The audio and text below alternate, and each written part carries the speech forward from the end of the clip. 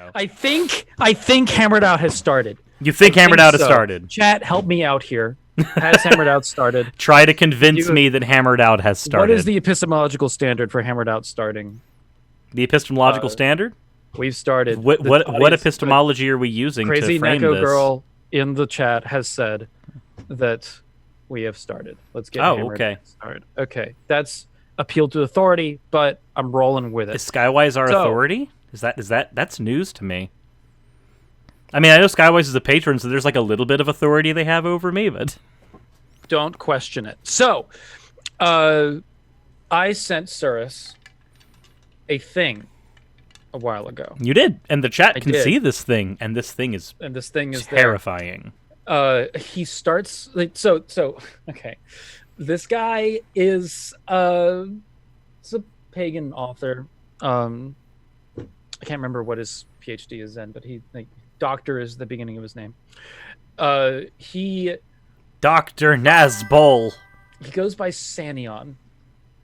And I got into a bit of a tussle where he was trying to say that he should be allowed to wear specifically, this is what I was saying to the audience before you showed up, that he should be allowed to wear the Black Sun, the Nazi symbol, specifically the one designed by Himmler, not an older iteration of it, because this is a symbol that is the Nazis, when they made the Black Sun, based it on older iterations of sun wheels. But this particular one is one that was on the floor of Himmler's castle in Nazi Germany and all this other shit. And it's not like whether or not he should be legally allowed to wear it. You can legally be allowed to wear it. It's about social acceptance. Social acceptance, right? He believes it should be socially acceptable for him to wear it. And his reason is because Dionysus told him he could. Now, so I already have one problem with that. Explain it. Explain to me your... So the first problem I have with that is that if you are trying to do something to better yourself, then revelation is perfectly fine. Because revelation to you, by any god, is... Apparently I need to be turned up, by the way. I've turned myself down because you're turned up as much as I can get you. Got it. But yeah, no, revelation to the individual is always revelation, but to everybody else, it's hearsay. So when you are trying to better yourself, if you think that a god has communicated to you, then that's fine. If you think that a god wants you to better yourself through that communication, you do you. But if you are trying to convince other people of a thing, and the reason you are trying to convince them of the thing is your personal revelation, that's not valid, because while internally revelation to you is valid, externally it's still hearsay. I think that, so there's a balance there that, and I'll probably go into this in a video that I want to make on this subject, which is that, pagans call this UPG, unverified personal gnosis. And I think that there's a certain amount of respect that needs to be given to the concept of UPG. However, it's also, I think, justifiable to say, look, if you're wearing a Nazi symbol and you're proudly doing so, that does come with social consequences, and you're going to reap the benefits of those social consequences. UPGBD, like you're justified in and of yourself for wearing this, but when we can get into a more complex conversation that just because you have UPG does not necessarily mean that it is dictated as truth. It does not mean that it is what even the deity wants you to do. It's, that within paganism we have trickster deities, or within the stories there's communication from gods that are not what they actually should be doing, or even hinting of something that you should not be doing, but they still fuck with you a little bit. So yeah, the idea of divinely revealed authority is not the same thing within the concepts of polytheism, right, as it is in something like Christianity. The strange thing is that this person's wife, who got into a tussle with me on the Twitters, also complains about monotheism's influence in polytheism, which is very similar to my concept of latent Christianity that I put out on my channel. And I think that having divine command theory approaches to UPG is Christianity influence in polytheism, or monotheism influence in polytheism. So, because it's never how we saw our gods. But it is how this person wants to interpret um, you know, his approach to wearing a blatantly Nazi symbol. So, you know, I don't understand necessarily. He's written out his reasons extensively on this blog that I actually sent you. If you go to the blog, you can scroll up and you can see all of his trying to explain it. Um, but he's very specifically and is knowingly wearing the symbol. Now, the reason why is this relevant? So the reason why it's relevant is that there was a declaration in I've explained Declaration 127 on this channel before. Declaration 127 was when a bunch of heathens got together and said, Norse polytheists or Germanic polytheists got together and were like, this group, the AFA, has a lot of racist and bigoted policies and positions. We don't give organizations with those kind of positions frith. This organization has that kind of position. Therefore, we do not give them frith. They are free to practice how they want, but they're also free to stand alone. We're not going to cooperate with them. They're free to stand alone, but we do not have to stand in solidarity. Correct. So the result of that was that this group wound up getting fairly ostracized and is synonymous with bigotry in the heathen community. And they've had defenders, oddly enough, but their posts talking about preserving the future for white children, that kind of thing, is just a lot of yikesy stuff came out of them. Now that was years ago, about 2 or 3 years ago when that happened. Now there is another version of this popping up in Hellenism, the practice of Greek polytheism. And there is a new declaration like Declaration 127, similar, subtly different, called the Xenia Declaration, which instead of using the concept of frith is using the concept of Xenia, which I'm probably pronouncing wrong, Xenia, I believe. And it has a similar declaration of saying, look, that we hold to being accepting of such and such people. And there's this list of things, including all ethnicities, disabilities, physical and mental, et cetera, and orientation, sexuality, gender identity, and so on. So this person signed it and was subsequently removed from the signatures by the administrator of the declaration because of this Black Sun thing. And then there was a lot of fights over what this guy, who's got a lot of, like, he's, got some pull, he's got some books written and stuff like that. People listen to him. What are his political opinions and so on. So he wrote this thing and put himself out there and said, hey, I've got political opinions. This is a list of them. And I thought that it was interesting. And I was like, who would be interested in discussing this would be Suris. So I sent him this list of political opinions, devoid of all that context. It was just like, I don't want to poison the well. I just want you to read this. Yeah, and when I read it, here's about the impression that I got. Started out reading it going, oh, a lot of these positions seem very agreeable. Some of them even seem to mirror what my position would be on this, where I pushed. And then as I started reading through, it was I'm not sure if many of you are familiar with the term mask off, which is a term when somebody, like, say, a Nazi, for an example, a Nazi sympathizer, goes from just being, I'm just a free speech advocate, to being, no, I think the SS was right. That's called a mask off moment. And I had that feeling as I was reading this that, oh, this has moved from slightly agreeable rhetoric to this guy might actually be a fascist very shortly into reading it. And there's also contradictory statements within the article itself that I found that I'd like to get into.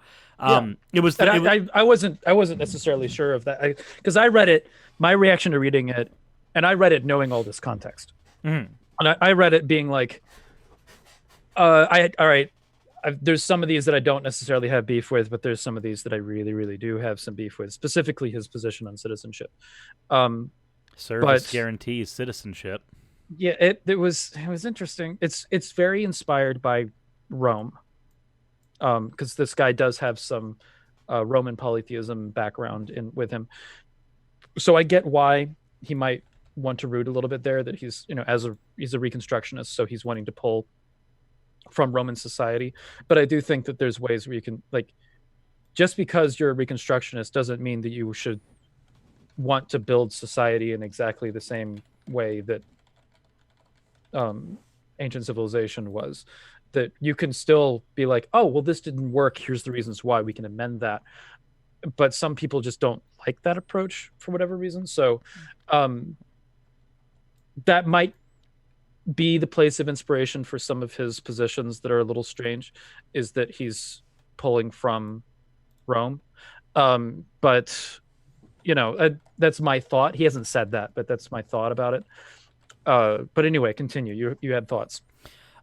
So not getting into the article itself, because we'll read through it, and we'll read along with you guys as well. I've provided a link to the article for you guys if you want to read through it on top of what we are doing. But one of the points that he makes is that when he talks about gun control, this is where I saw his first big inconsistency, and I don't know if this is where you noticed it as well, Ocean. Let's see. Let me.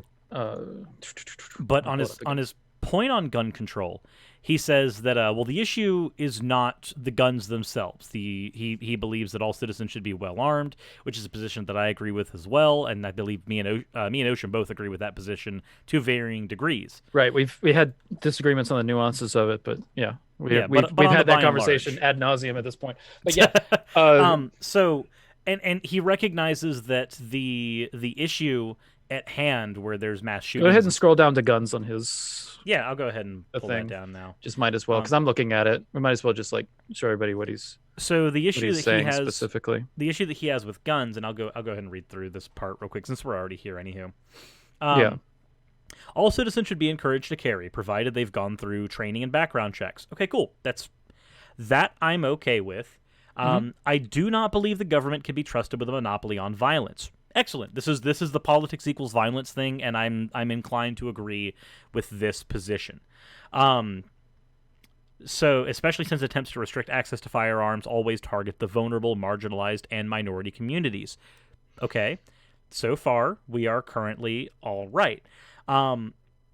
I'd also like to point out that one of the reasons he's advocating for minority communities as much as he is because this is very much what the Romans did, because in the Roman communities, you didn't necessarily have a race distinction the same way we have here. You were Correct. either a Roman citizen or you weren't a Roman citizen, and that's about there are varying degrees ended. of citizenship in Rome as well that I can't remember the names of, but there were ranks of citizenship. You weren't Roman citizen was one level, but then there were levels above and below that. So yeah, and that's a thing that we can get into as well here, because he brings that up in this article too.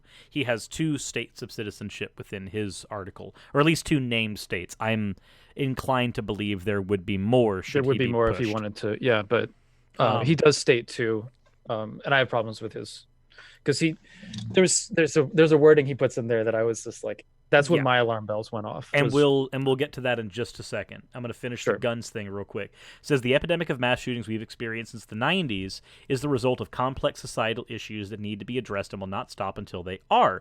Besides, criminals by definition do not obey the law, so how is a gun grab law going to help? Okay, cool. I am okay with that. The only problems I have with that position by itself is that not all gun control laws are gun grab laws. That is one type of gun control law. In fact, by just having background checks at all, that is a form of gun control law. So I think that this is maybe not the most well-worded.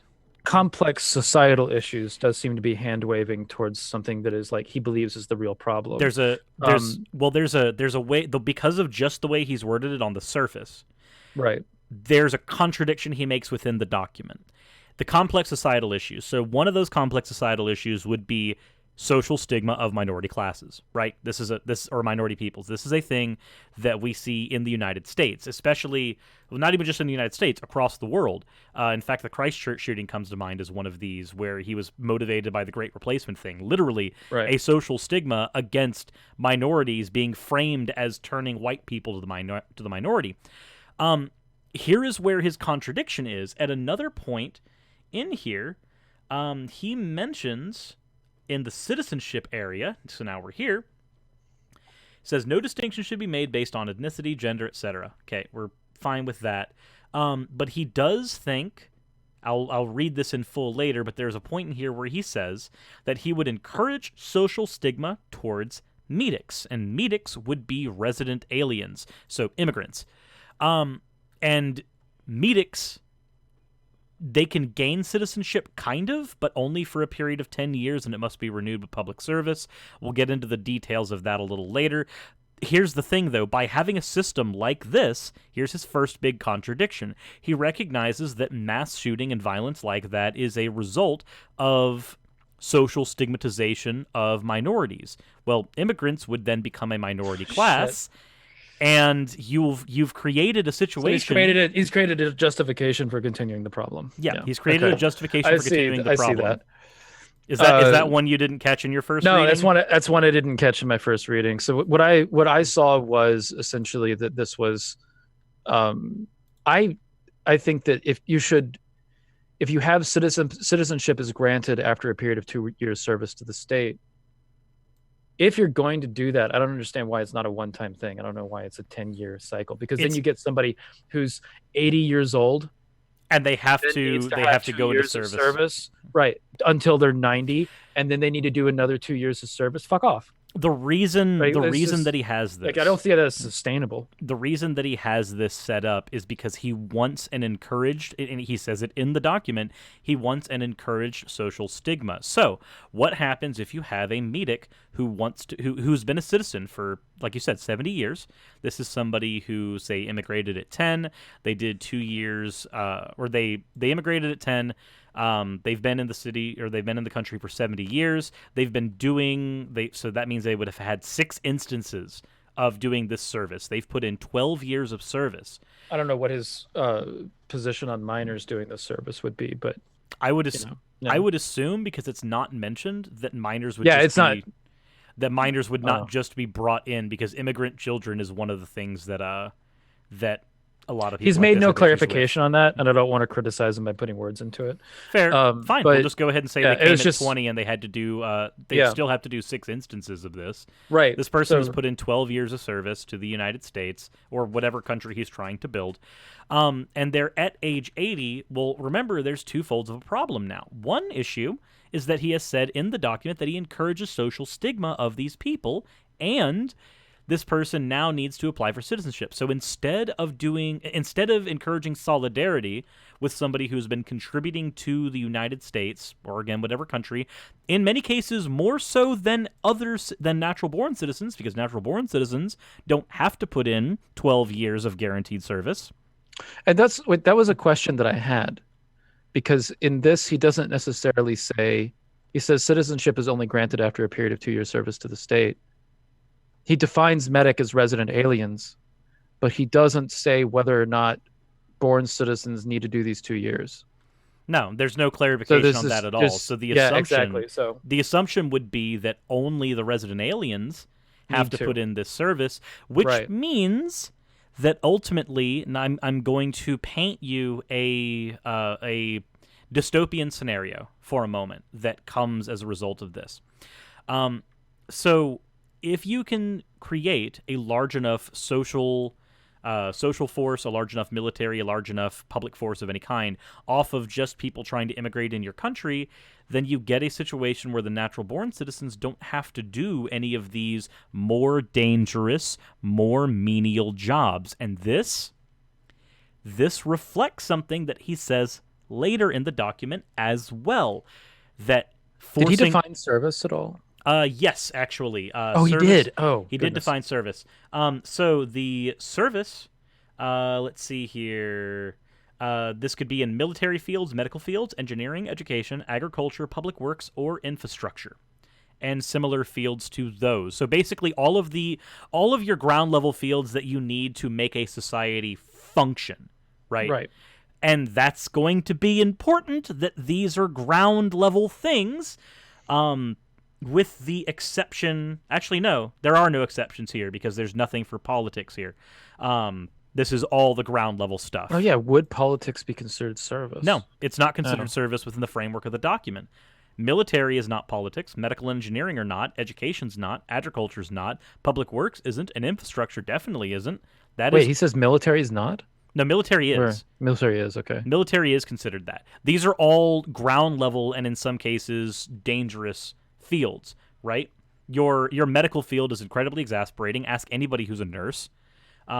Your military, if you've had anybody who's been in the Oh, it's- military before, they can tell you that that's a not fun. And your infrastructure and public works areas are some of the most overworked people in the states right now because they literally provide the bedrock for civilization here. So if you have there's people- another. God damn it. you okay? There's a contradiction in terms here as well, where he says that uh, in return, citizens will receive voting rights, access to free education and health care, etc.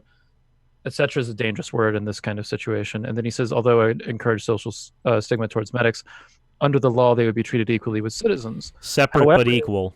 Right, but That's separate but It's equal. not. It's worse not? than that. Oh, It's okay. worse than that because under the law they are treated equally as with citizens.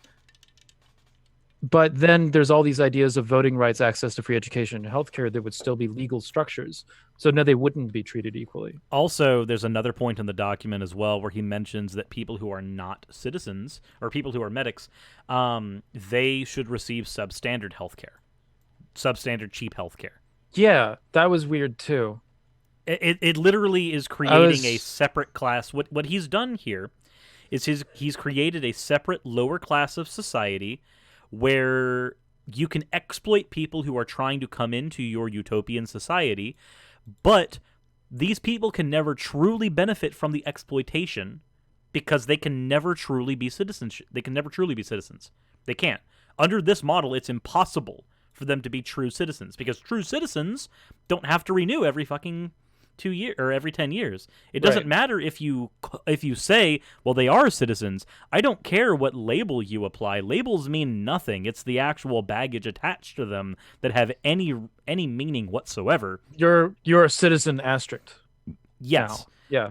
So we have there's a point also in the document that I want to get to that piggybacks off of this nicely. This is the thing that's weird.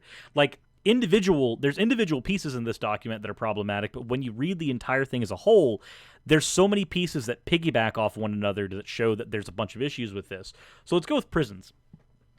And this is the other One problem. second with prisons. I'm going to go to the restroom real quick, but Sure. I will be right back. Yep. Sure. Then I will wait on getting into prisons before Ocean gets back. Till then, I will just have a chat with you guys. This is one of the problems we have with a lot of fascistic issues is that many of the things they say sound very agreeable. They sound very utopian, ideal, good, until you peel back that first layer.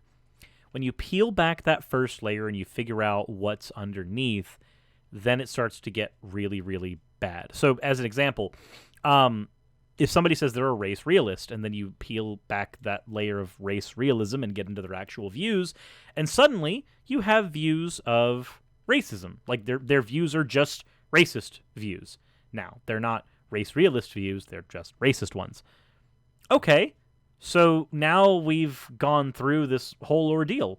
This person said that they were a race realist, but by going through and peeling back that race realism where they say that, oh, well, I'm a race realist. I think that white people and black people are different as an example, and then I believe in the bell curve. Well, the bell curve is literally just an apologetic for racism. It's basically saying that black people are stupid by merit of being born black.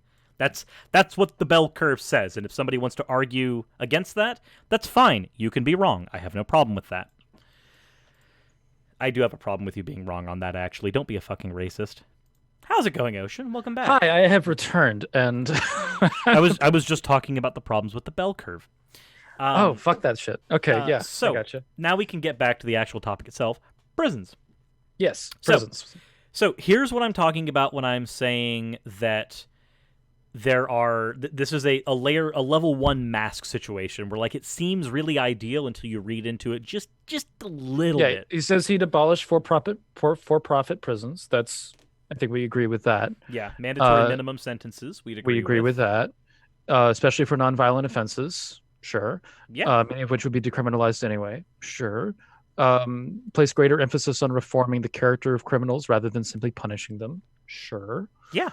Uh, while But incarcerated, they would ho- go under ho- therapy. Uh-oh. This is hold where on. we get. There's a thing that's happened here though. Mm-hmm. Greater emphasis on reforming the character of criminals rather than simply punishing them. While I agree with Oh, that, no. now we have a problem. So, wait, Because that's when you look into the greater form of the document, you start to ask some what questions. do don't you consider good character? Because if your definition of good Yep. character is does this person agree with my ideals on white nationalism as an example, if that's considered good character, then now somebody who you consider a criminal, you can say, well, the reason that you're a criminal and doing something against the white race is because you don't actually understand that the white race is better than yours. I'm using that as a placeholder because he doesn't get into the racism stuff specifically Yeah, in he here. doesn't.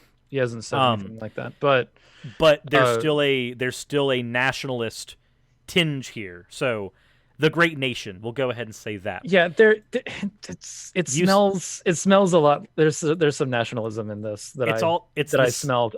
it's all the same Um, stuff. yeah, But when you're reading into this, so okay, so basically, so if somebody commits a crime and you determine that the reason they've committed the crime is because they do not properly respect the power, authority, and the good graces of the great nation. Now, instead of doing reform of trying to figure out, well, why did you commit a crime against society? That's not, don't do that. That hurts other people. Now it's you need to have your character reformed because you need to respect the great nation.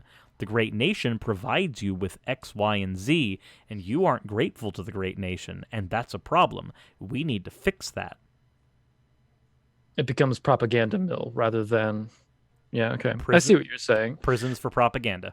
There were other elements in here that were a little um that at the end of this, those with life sentences may volunteer to be the subjects of scientific experiments or dangerous and undesirable labor.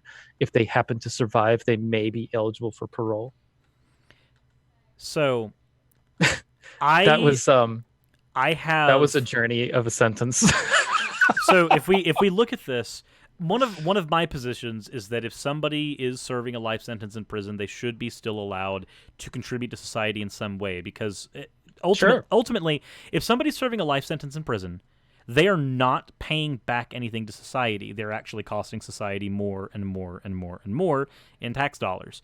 So what would they do to pay back to society? Well, there's a lot of things they can do. There's manual labor.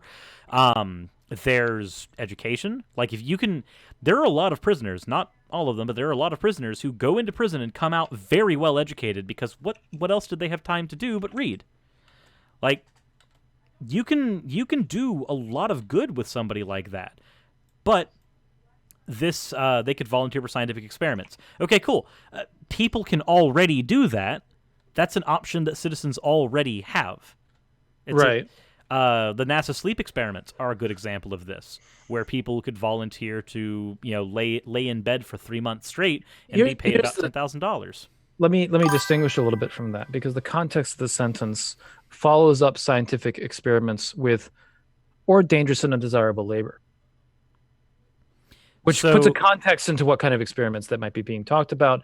It's not explicitly said, but it does have contextual concerns about what he might be intending with suggesting that.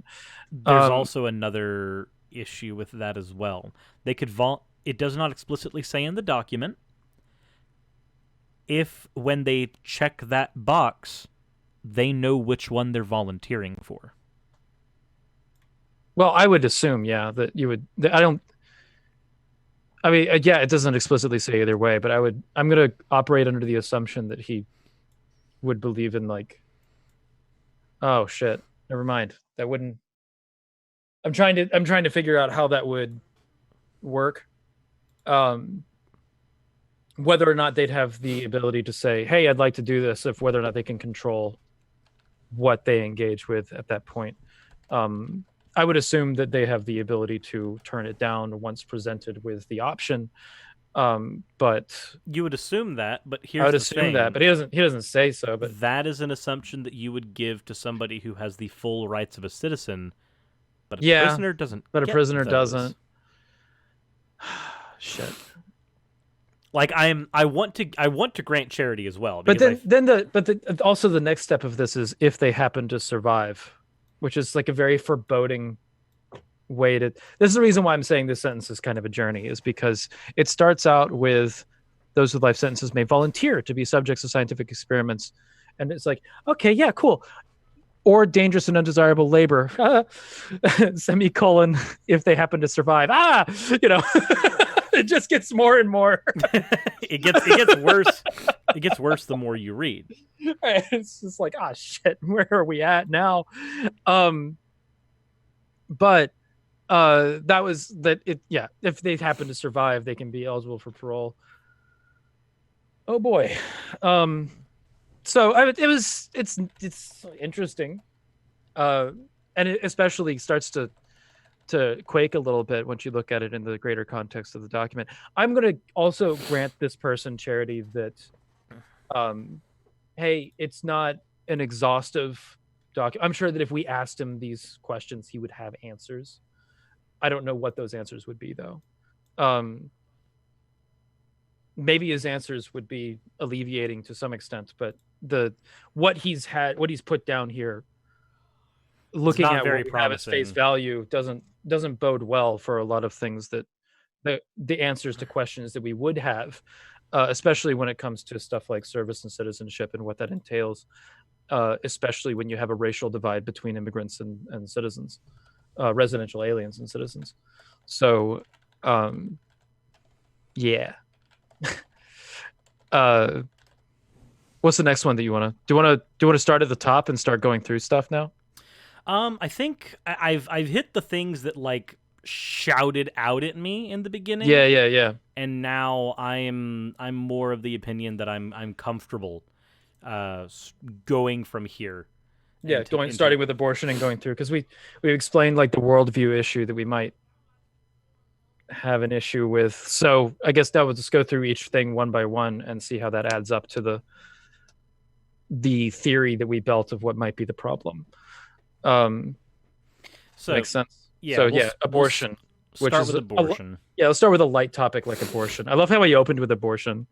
I think Uh, he put these in ABC order. oh, he did, didn't he? Yep. So that just happens. Alphabetical. There you go.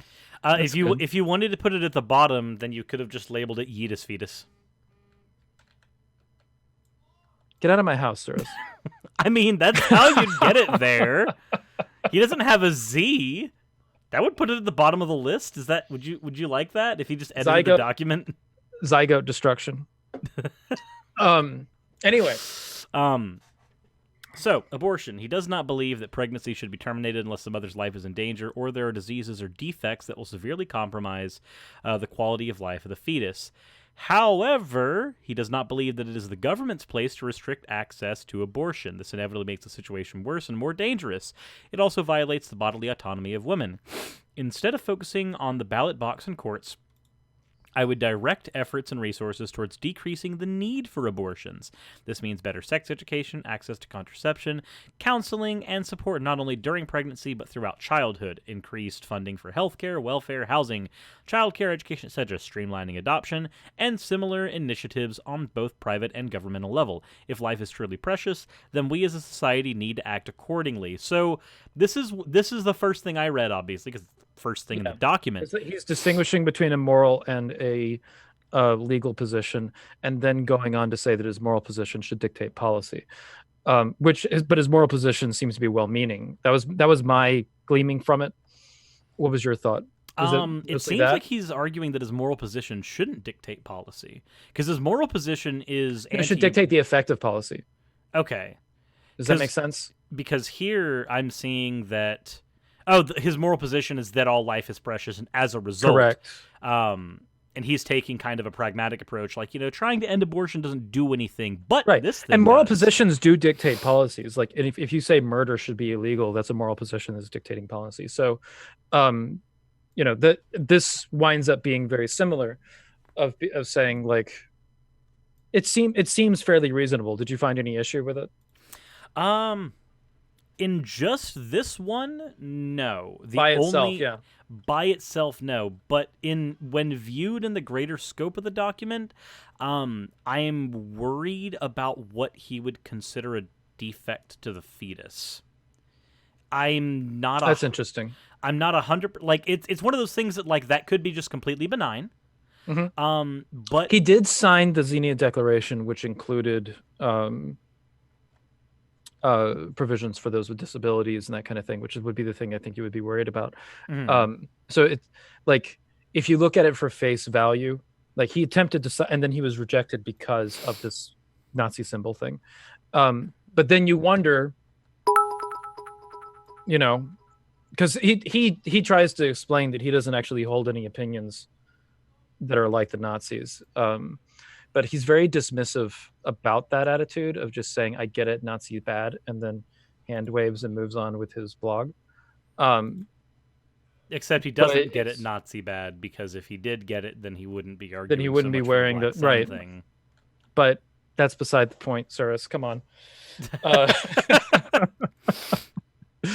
um, but yeah, so I agree with you. That might be a concern though, because with this is the reason why you don't walk around wearing Nazi symbols and start defending them, is because you start to get into all these subtleties and Because if questions you're come up wearing like that. a Nazi symbol and you're arguing that one of the point, and granted, I'm pro-choice, so I'm looking at this and going, I want to agree with you, but we might have some differing definitions on things, and those Right, definitions, they change a lot of context here, right, because one right. of those is, like I said, what do you call a defect? If you're going to wear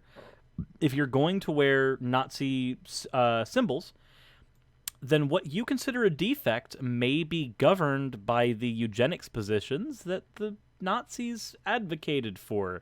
And if that's the case, then I can only agree with your position on a surface level. And if I can only agree with your position on a surface level, I can't really agree with your position. Right. And like that sucks, because when I read something like this, I'm like, yeah, no, I could agree with you, but in the greater scope of the document, I didn't even know before Like this. again, you agree with the what's on the page, but I agree with the you have words on the questions. page, but Right. I would like some clarifications on what are considered defects, because if he's gonna say like, oh, this person would be guaranteed like a person who would be guaranteed to be a vegetable when they come out, like they couldn't function at all. Right. Okay, yeah, that's acceptable. Like this person's quality of life is going to be absolutely abysmal. Um, I can agree with that position. But if you're going to say that, they were born via a marriage between a medic and a citizen, and that medic blood just that causes me some problems. Well, so and let's he does say though that this isn't policy Hmm. though. Like maybe and so he says that I don't think there's anything that necessarily suggests that he might have a problem with a medic birth um or a mixed medic citizen birth. I don't know how that works in his I don't know. structure. It's But it doesn't seem like that there would be. He also tries to say that he doesn't think that it's the government's place to restrict access to abortion. So, um, he says that he's got this. You know, he describes his moral position when it comes to diseases and defects. He mm, doesn't try to talk about how that should be policy in any way. Um, so while I agree with you, I think there's questions about defects. He doesn't make the. He doesn't seem to make the intuition that there should be policy dictating what these defects are. I think that he means what intuitively people think of when we hear the word defect, is something that's like what you described. That's my good charity interpretation, though. I'm willing to accept a good charity interpretation. Not just because I give charity to people people in my comment section tell me I really honestly shouldn't. Um, Right. I'm feeling the same way about this person. So. um, but I'm willing to grant it as well, only because I know that without the ability to clarify, this is a very touchy area. Right. It winds up being like I don't want to accuse the guy of anything necessarily that he's not. It's sexy enough when he's with what's on the page, and sometimes so we go down below. Abortion is citizenship, which is this where this medic stuff comes up, and this is when I read this is when my ears perked up. Um, and this is about the service to the state thing, which we covered earlier. Do you want to recover it, or do you want to have anything else to say on it? Okay, so I think we've gone into the citizenship one pretty in depth. Yeah. So I'm willing to move on to the drugs conversation. To reiterate for those that are joining us live or wasn't around, the thing that's really interesting in here is that he talks about a social stigma towards this social definition of the word of medics, which he defines as resident aliens. So anybody who wasn't a born citizen has to renew their citizenship every 10 years with 2 years of service, which means that 20% of your life needs to go to the state. And that he doesn't seem to have any sort of implication that this should stop after a certain age. So, because he doesn't talk about like retirement ages or anything like that. So I would ask him questions. It's like, does somebody in the ages of 80, 90, and 100 need to do renewal of service for 2 years, every 10 years? Mm-hmm. Or do they just, if they can't do that or they don't see the feasibility in it, do they wind up not becoming citizens, or they wind up like what happens there? Or are they stuck as medics for the twilight of their life? And how does that feed into healthcare? Because we know that people who cannot get their citizenship are forced to have substandard health care. Are we now going to give substandard health care to our elderly just because 60 years ago they decided they wanted to migrate here?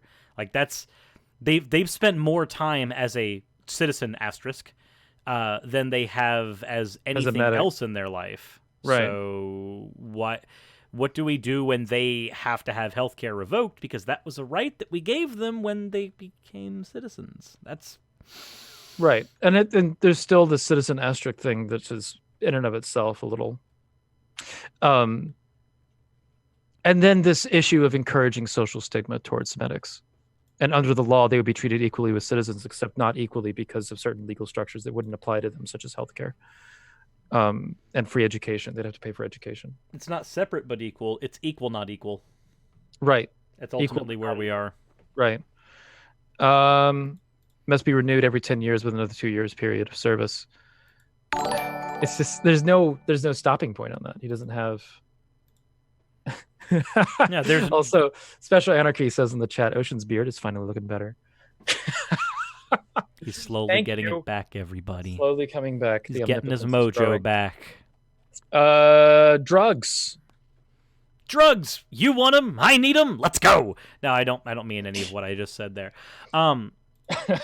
By all metrics, prohibition has not only proven ineffective, it's created untold problems that disproportionately affect minority and impoverished communities. This is true. We've seen this with a lot of the drug war that's gone on.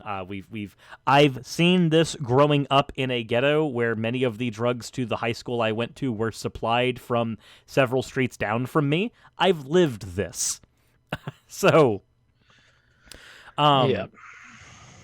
I would legalize everything, tax and regulate the industry. Okay, so direct funds towards education, rehabilitation, facilities where addicts can get safe.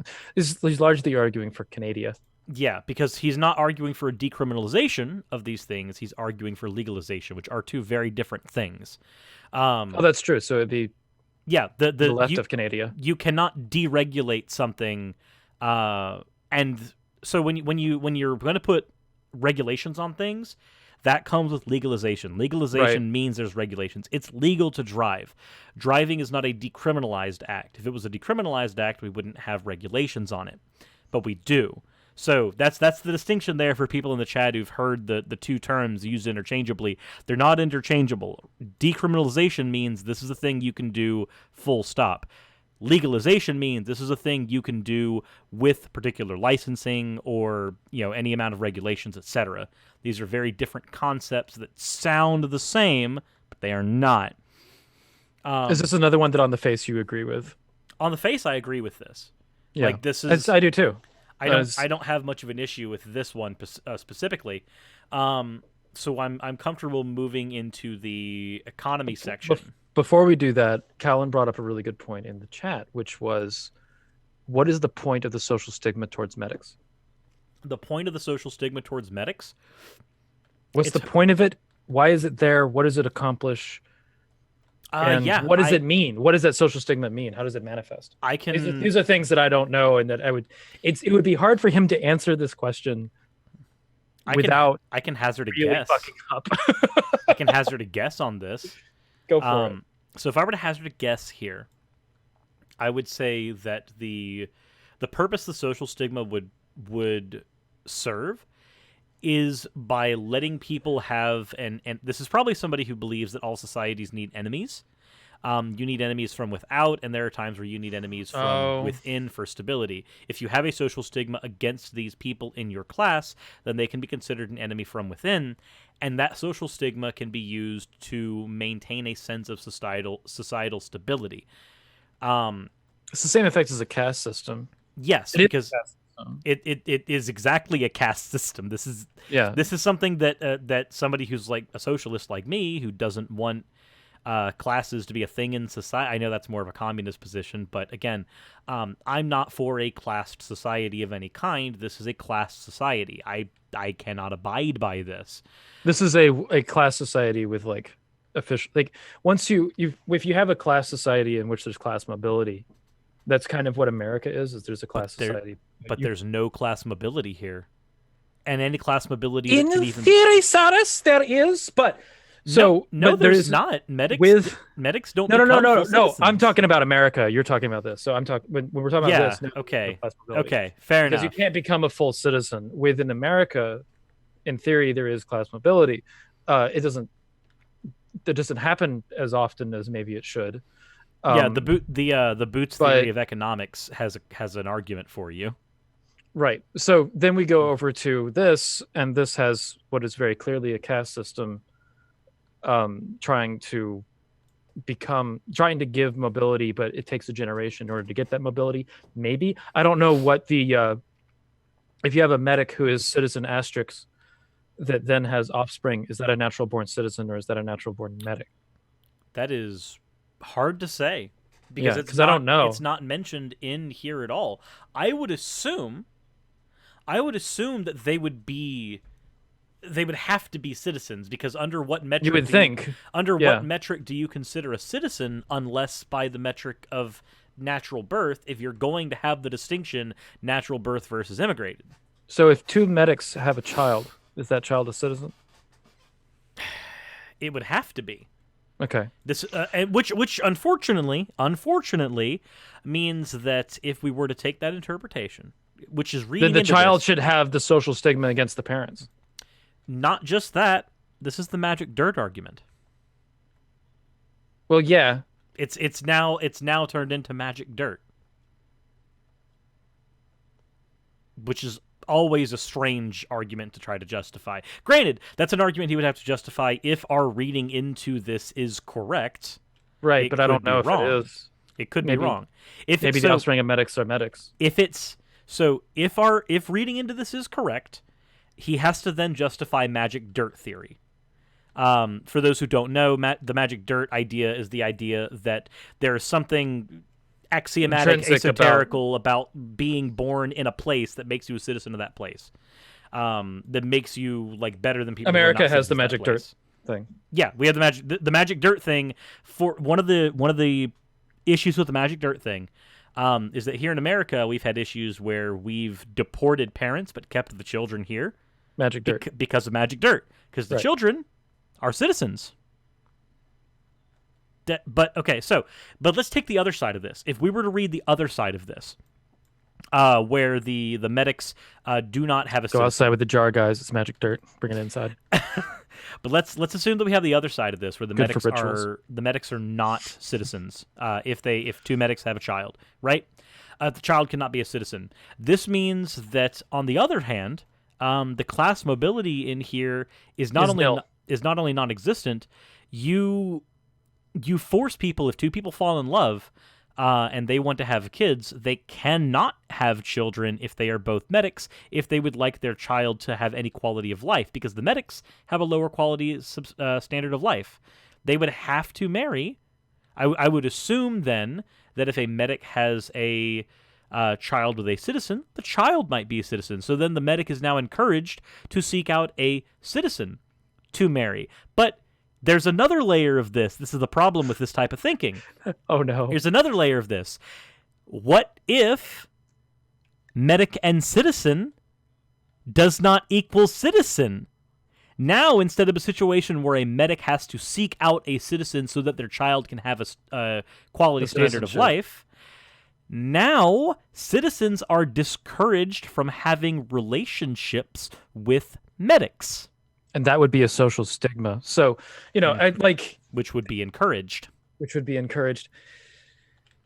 But I don't know if that's what he means by the social stigmas that should be encouraged. Well, it's definitely, it works coherently with what he's explained, but it doesn't. And I don't think there's an angle. I don't think there's an angle or option in those that I did not cover. And I think, right, based on, if you guys noticed, every single one of those options is bad.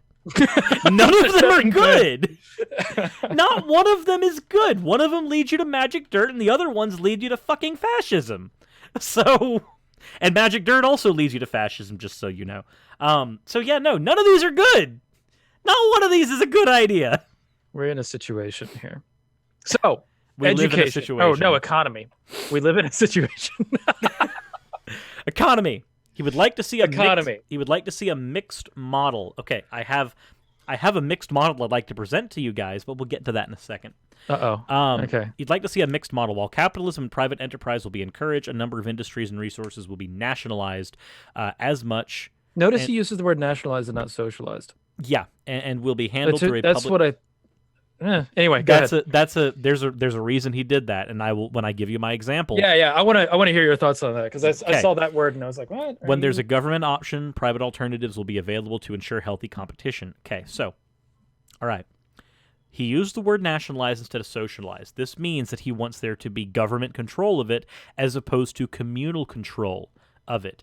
Now, for you to understand what that distinction means, communal control is something that we have in, I believe in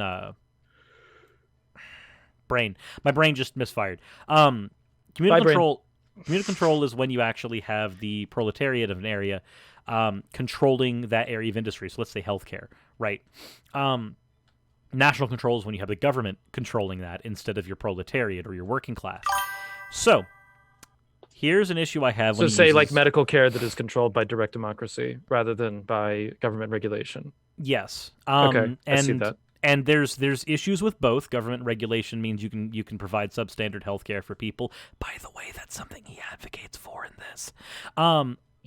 Also, but when you have the democratic selection, you can actually get a situation where like a death panel situation happens, right? Right. Where people can vote on whether or not it's cost-effective or worthwhile to keep a person alive for X amount of reasons, even if they're begging and pleading and have the money to spare and all that other fun stuff. None of that matters in that model.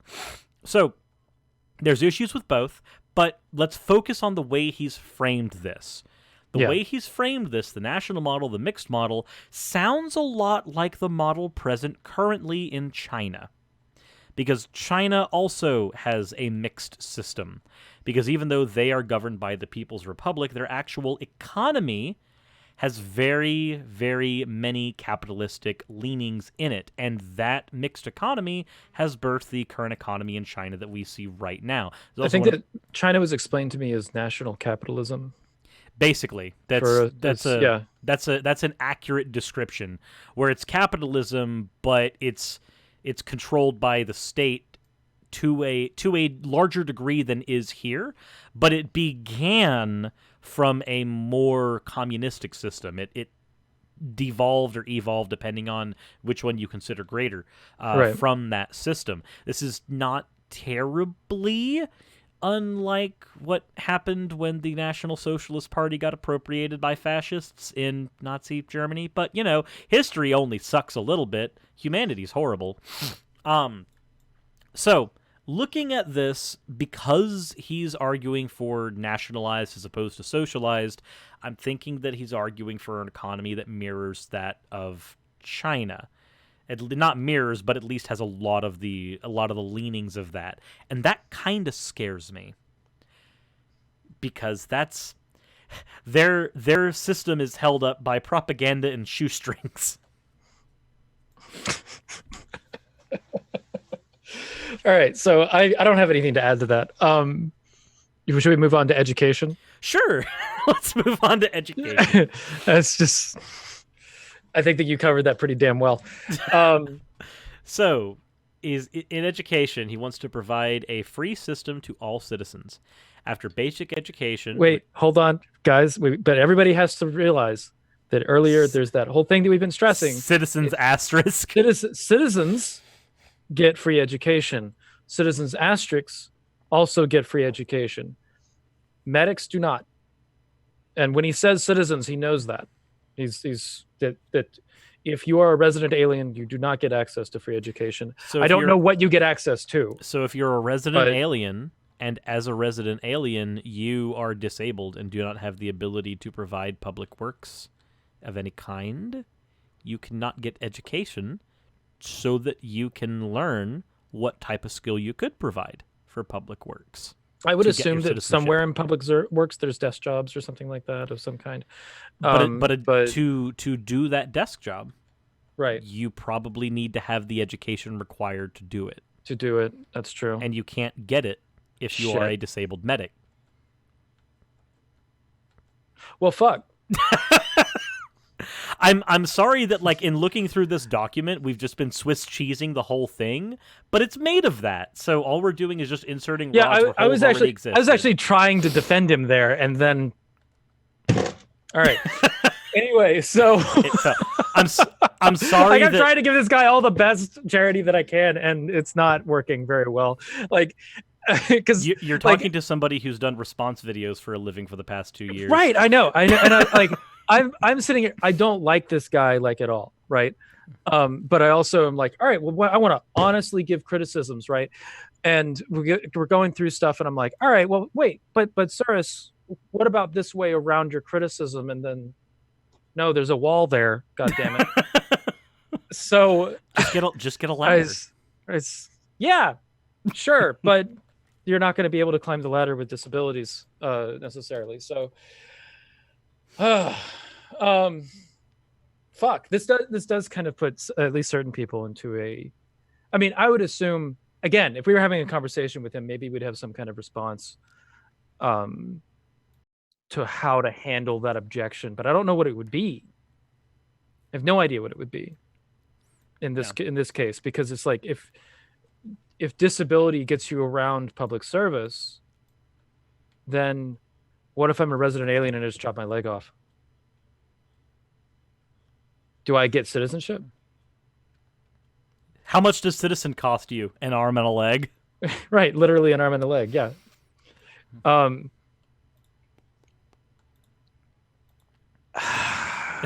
You okay? It's not good. This is not a good system. And it's one thing, like when people put out what their political beliefs are, it's usually some form of mainstream, like I would vote for Biden or Warren or Trump or something. And you can give criticisms of that, and then they go into their mainstream positions on politics on things like gun control or whatever. And you can have a conversation and criticizing and that kind of stuff. But with this guy has just like, his political position isn't anything like that. He's not saying, well, I'm a Democrat or I'm a libertarian or even a Republican, whatever. He's gone, no, we need a whole new system starting from scratch. And I'm just like, whoa, dude. When we get into religion, I'm going to have a lot of opinions because he has a religion section at the bottom that is very interesting. We have, that's the first area that I like, as opposed to just going, this sounds right, but there's a lot of problems with it. When I got to the religion part, I was like, this doesn't just sound wrong. Fuck. This just is wrong. Right. Like, nope. So nope. That's a little teaser, guys. That's the last thing on the list. But he goes into religion, and it is a fucking journey. So just a small town Nazi. we have education, which we've looked at. Oh, we just went through the first sentence of that. Yeah. Okay. So keep going.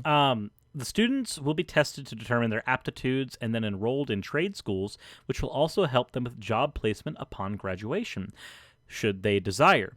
Higher education will be cheaply available, but if debt is incurred, they will have the option of enrolling in public service program to pay it off.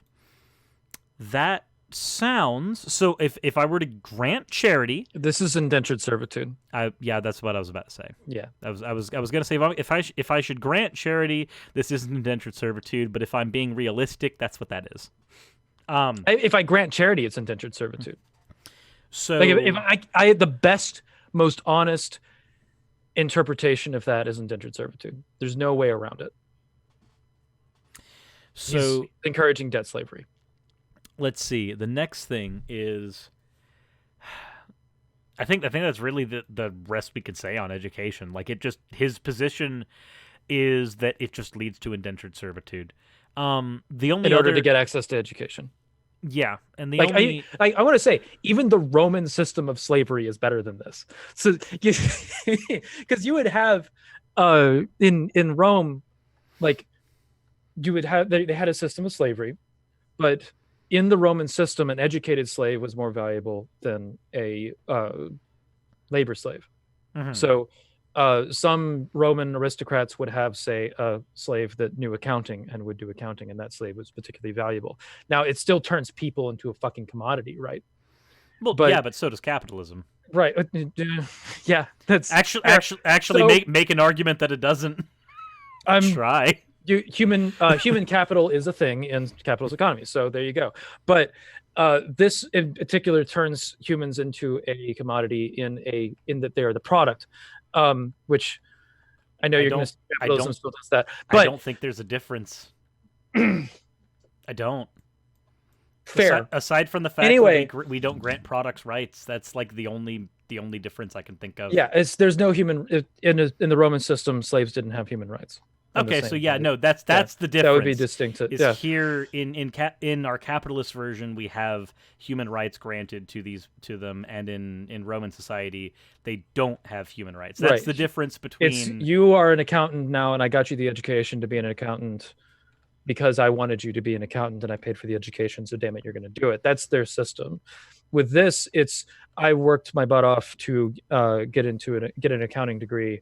Now I must spend several years, however long it takes, working as whatever it is that they can work as, presumably an accountant, as a debt slave, in order to justify the fact that they got an education. So yeah, and that's if you're a citizen. So let's see here. Moving from the education point to the environment. Okay. There is no nation without its land resources. Conservation, responsible management, and development of clean and renewable resources will be strongly encouraged, with various public service programs directed towards that end. Violators will be severely punished as traitors to the state. Remember before where I was making all of those analogies about the great state? About you did something against the great state? This is the justification for my verbiage. Right. That's And that exactly was- where we are. And it's that the state, capital S kind of thing. This was interesting to me, and it reminded me of the position of it used to be they used to call themselves heathen. They don't anymore, but they're called the Wolves of Vinland. They describe themselves as eco-fascists or whatever. I don't know if they describe themselves that way, but they're often described as eco-fascists. Where they're hardcore environmentalists, and they have a view that's kind of like this. But this, the verbiage of it, and just like the way that it comes off pretty fashy. There's no nation without land resources. I was trying to. I read this probably about 7 times, trying to figure out what it meant to be a violator. So as in an this. And as an like, example, if somebody who's out in the country litters. and they litter or they have a burn barrel, right. and me and Ocean both live out in Georgia. Granted, you live further in the city than I do.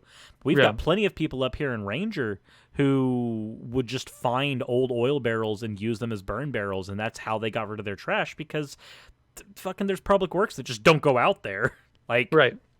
it's just a thing that they have to deal with. No, growing up, I grew up in North Georgia, up in the middle of the mountains. There was no trash collection service where we were at. Yeah, so you're and you're used to having to be your own. Several waste management. people had old oil barrels that were burn barrels.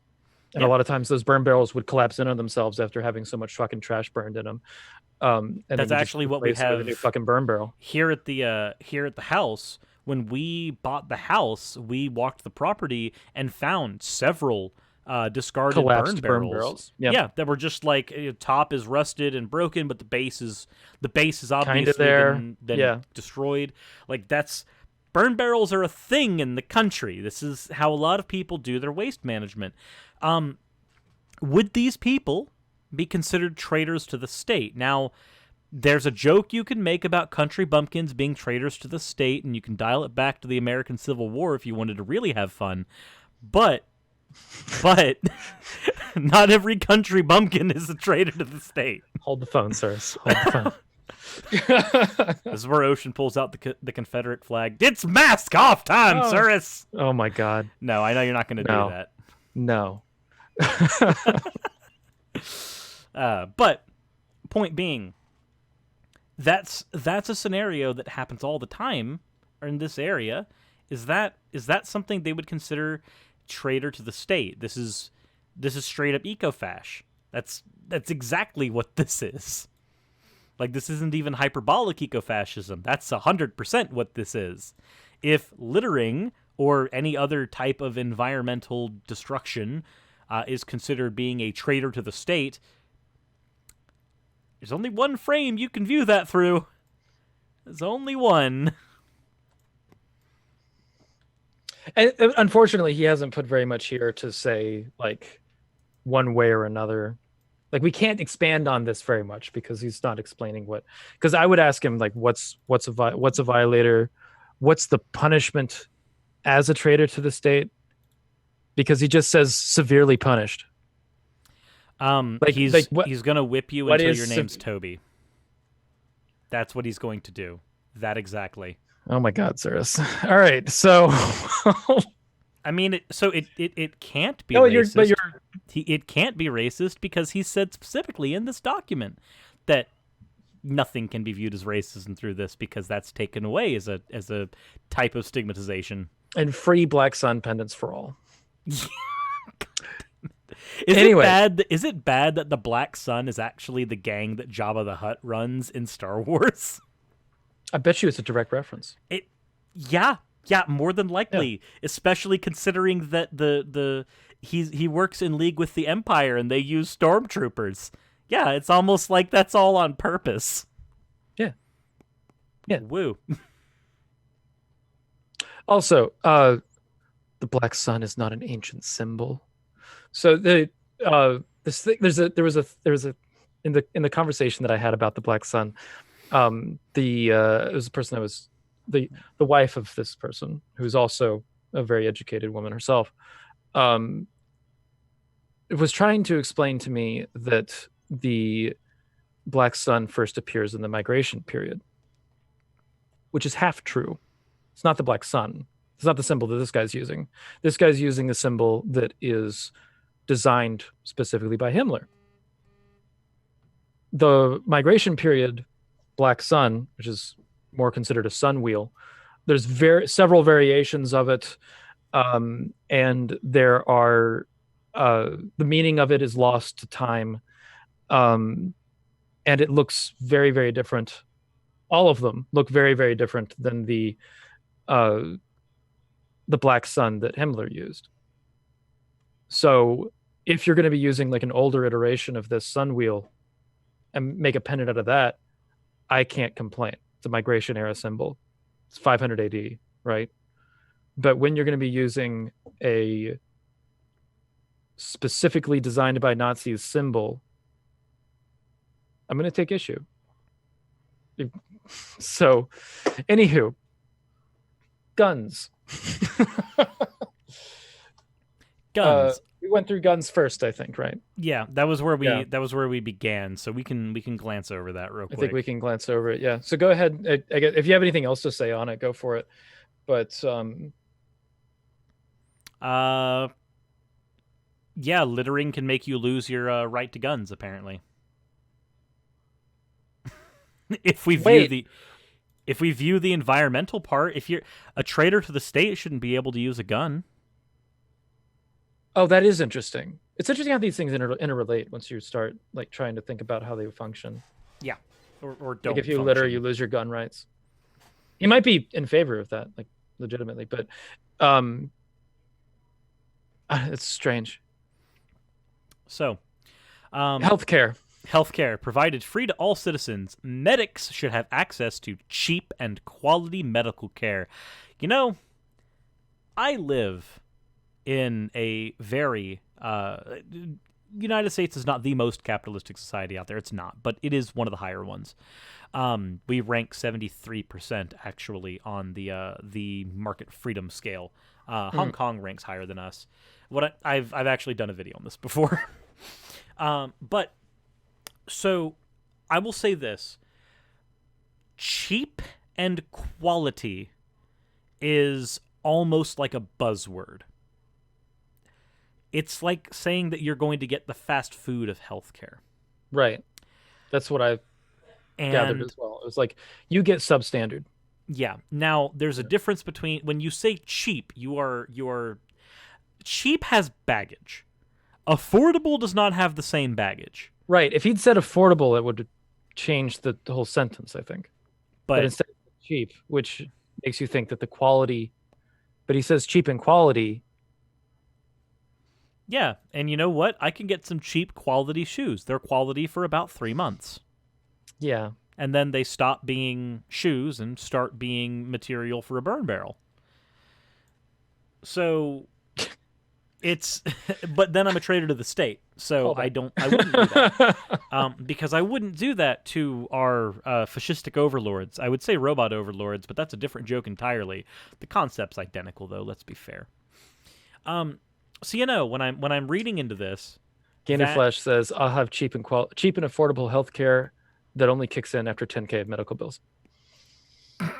That's not cheap and affordable then, because 10K economically most Americans only have about $8,700 of liquid assets at any given time. So $10,000 is above the average amount that Americans can even liquidate. That's not just finances. That's liquid assets. That's selling computers and things in your house. That's more money than the liquid assets of most Americans. That's not cheap. Right. It's not. That's like when somebody says that, oh, yeah, no, the economy's great. But if the economy's great and 50% of your people are living in poverty, then nobody gives a fuck that the economy's great. Nobody does. At least 50% of people don't. And if they do, they're lying. So, now, if they incur debt as a consequence and cannot pay, they may enroll in public service programs where they can work it off. Do you see? There's indentured servitude again. Do you see how many times indentured servitude is brought up in here? Yeah. Just be an indentured servant for 2 years and you'll earn 10 years of citizenship.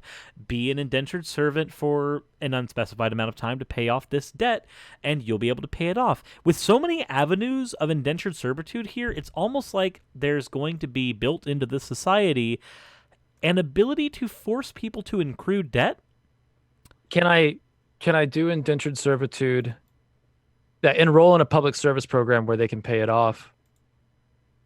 Do I get my citizenship by doing that? I don't think so. I believe that these would be they'd be Would they be considered separate or things. No? Yeah. It'd have to be two separate things. What if I have medical problems while I'm doing my citizenship service? It looks like you're going to be doing that a little longer. And Yeah. the public works is going to put you into the bottom rung of society. You're going to be in the military. You're going to be. There's so many easy in ways to just get infrastructure. completely fucked in this because Yeah. because like the value of that work, right? Let's say But- that you get paid X amount for But that. you know who doesn't Whatever have to deal with whatever this? the bills are just going to be citizens. Citizens without the asterisk. They don't have to deal with any Right. of this stuff. Not at all. Well, citizens with the asterisks.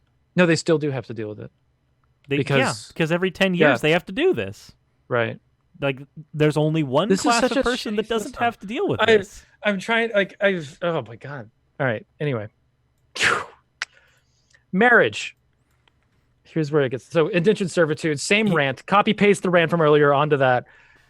Now we got marriage. He believes that So the foundation of society is the family. Oh, we've got a nuclear family model person. My polyamorous ass is going to have some problems.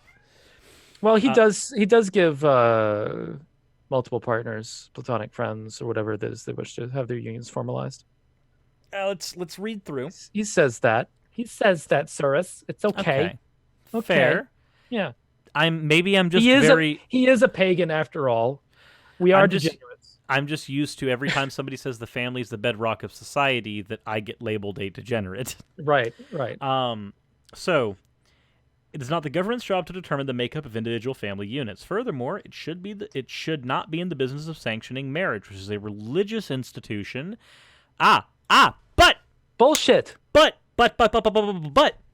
if it's only a religious institution, and if we scroll down just a little bit, we get to the religion part where there is. Let's not talk about the religion part just yet. Let's not talk about the religion part just yet. Okay, I'm not going to. No, because I know what you're going to say. I know what you're going to say. We'll bring it up when we get there. Okay. Right. Then put a pin in that. Same-sex couples, multiple partners, platonic friends, etc. They wish to formalize their unions with them and their clergy, but that means that the clergy could deny them.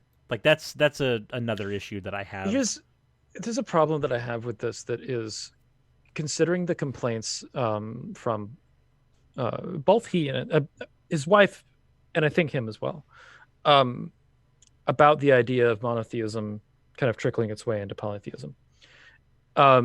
Is that all these positions seem to be informed by that? Yeah, this is an example of that. This is a really bad example of that because this idea that religion or that marriage is a religious thing and not a social thing, we didn't have this social religio divide until Christianity came along and used religion as something separate from social or something separate from culture. Jeebus to start really overlapping cares all about these who things. you're fucking. Right, it wound up overlapping, and so that's how you got cultural erasure. Was Christianity coming in and saying, "You abandon your culture and adopt this religion. This religion is separate from your culture. You can continue with your culture, but you must adopt this religion." And everybody else is like, "But our culture is our religion. Our religion is our culture. This is one and the same." So this idea that marriage is a religion thing and therefore not a cultural or not a something that should be sanctioned at all by governmental is going to wind up being is in this family of like having monotheism trickle in and say, hi, we're going to inform you of this separation. This is purely a religious thing. This is purely a religious thing. Government shouldn't be regulating this at all. We shouldn't be talking anything about, which is really weird considering later. Right. But we won't get into that yet. And I'm not allowed. Ocean's preventing me from getting into that. It gets stranger and stranger. But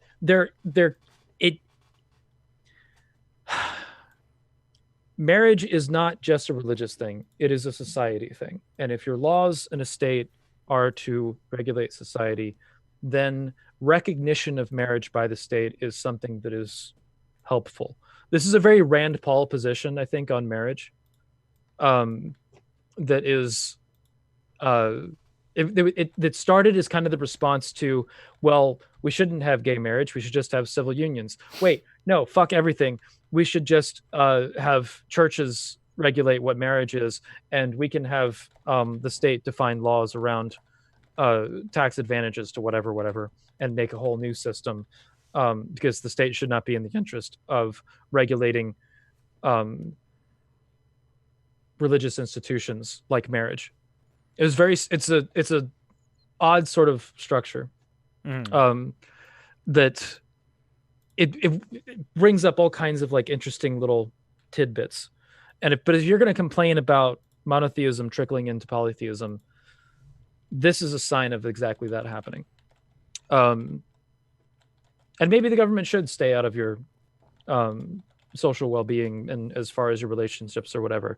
But when it comes to things like inheritance, when it comes to things like asset division and all that kind of shit, and divorce, having a system of laws around how this stuff works is extremely advantageous. And abandoning that system winds up just creating a whole lot of complications about how those things work. So here we go.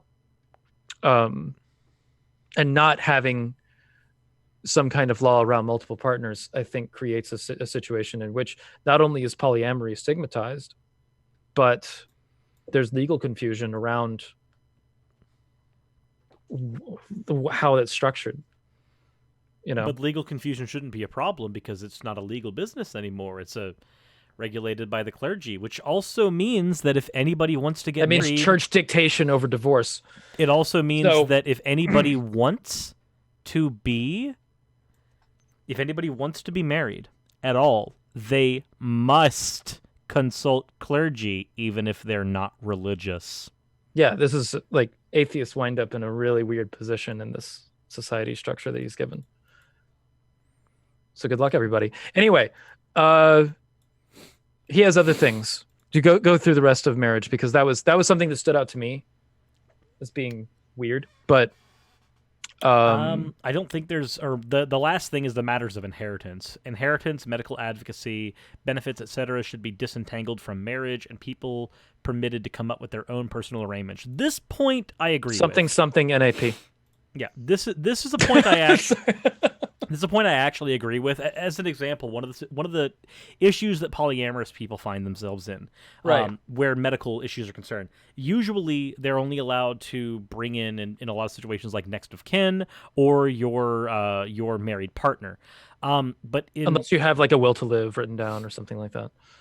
Yes. But when you're dealing with polyamorous couples or polyamorous people in general, sometimes, like, let's say that the partner that they can bring in is away, like they're on a business trip, or they're at work, or they're dealing with the kids, or they're doing any number of things, and only the other partner is available, but they're the partner that they can't legally bring in. This is one of the issues that we have. This is one of the issues that we have with Aaron, because the only option here is to go for like a legal guardianship type of deal. But even then, a legal guardianship, what happened with Aaron in the past where that's concerned is that was used as a method to abuse her. There's also powers of attorney. There are other ways of going about that kind of complication. Yeah, but it shouldn't be a complicated issue to begin with. Right. It should not be. People should be able to, like, you can disentangle it from marriage and all that kind of thing, but there should be a social package that applies to polyamory that allows for functionality of those kind of things. And marriage is that social package for, two-person relationships. But there isn't a social package for relationships that involve more than two people. No, there's not. So, but this actually advocates for a version of marriage for polyamory. But I am I'm ready to move into the next part, the military part. But this is the part that I feel like. Here we go. I feel like this is the part that has not been thought through. All of these other ones, I feel. Wait, you're saying that the rest of it was thought through?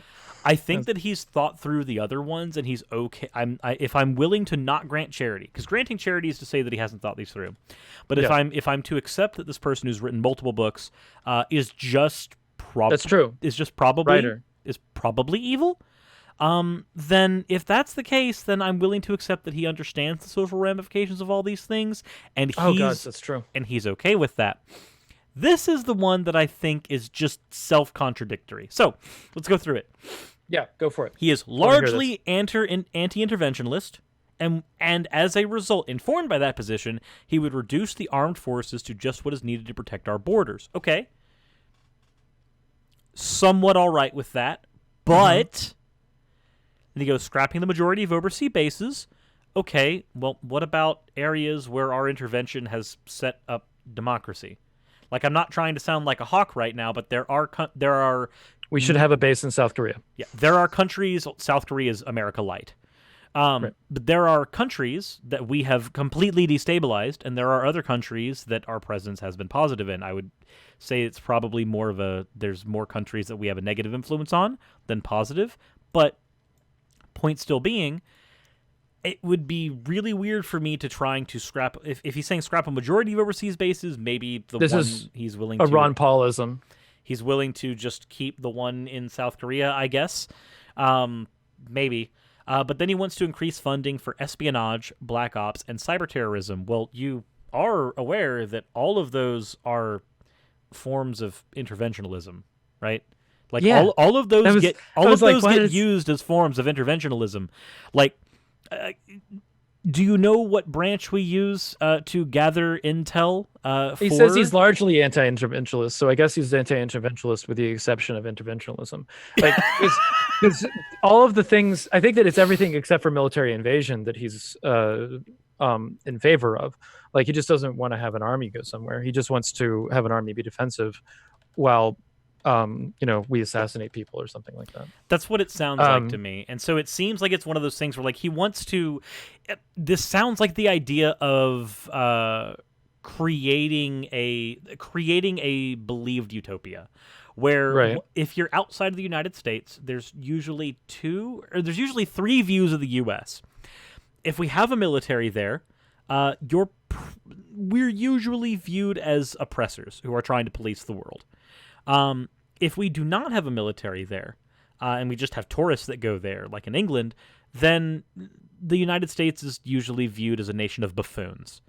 And then your last one is there are people that see the United States as this utopian society where people have class movement, and when they get there, things will be better. This is one of the reasons why a lot of people want to immigrate here, because we have this idea of the American dream. I think those are your three largest variants there. You've got policing, buffoonism, or utopia.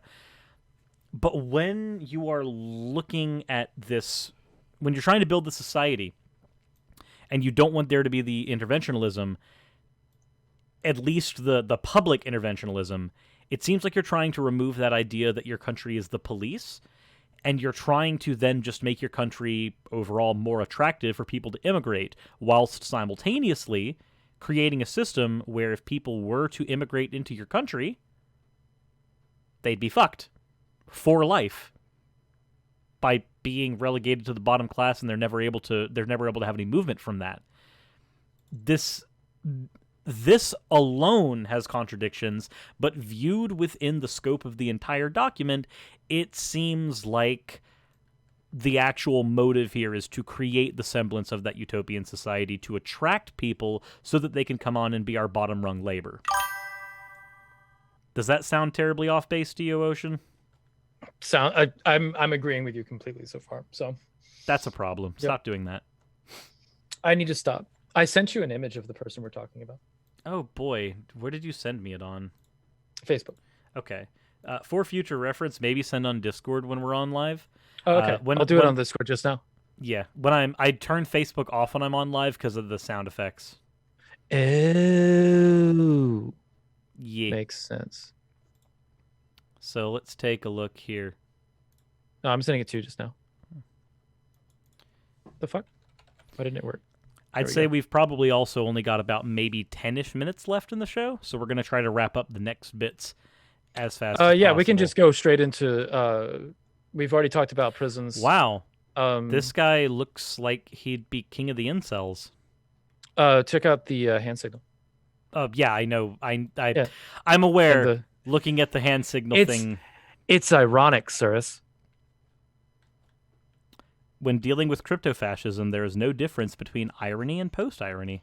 Right. So let's go down to he's doing the OK symbol, just so you guys know. But he's wearing a black sun and doing the OK symbol. And this is the picture that got him removed from the Xenia Declaration. So we've already gone over prisons, which is the next part. Which also has indentured servitude issues. Yep. So then prostitution, essentially the same as drug policy, however, require... There you go. License and medical checkups. State-run brothels. is something he says in there. So here's the problem with state-run brothels. I don't know if anybody who's watching my channel watches Philosophy Tube as well. I would assume so, considering that I seem to get lumped in with him and Vosh and American Johnson a lot. So, okay, Philosophy Tube did a wonderful video on sex work, and one of the things that sex workers largely seem to have issue with is brothels of any sort, because brothels, by existing, are areas where abuse can ferment. Because there's obviously in here, he says that there would be some people who are private entrepreneurs, and then there would be some people who are in state-run brothels. Well, the private entrepreneurs have issues of protection, right? There's stigmas, social stigmas, against people who are sex workers, so it's not the most safe environment. But then when you go into the other issue of the state-run brothels, those are equally not safe, but for different reasons, because now you've got a bit of a mafia rig, and when you've got that type of environment, guess what you don't have out of it usually?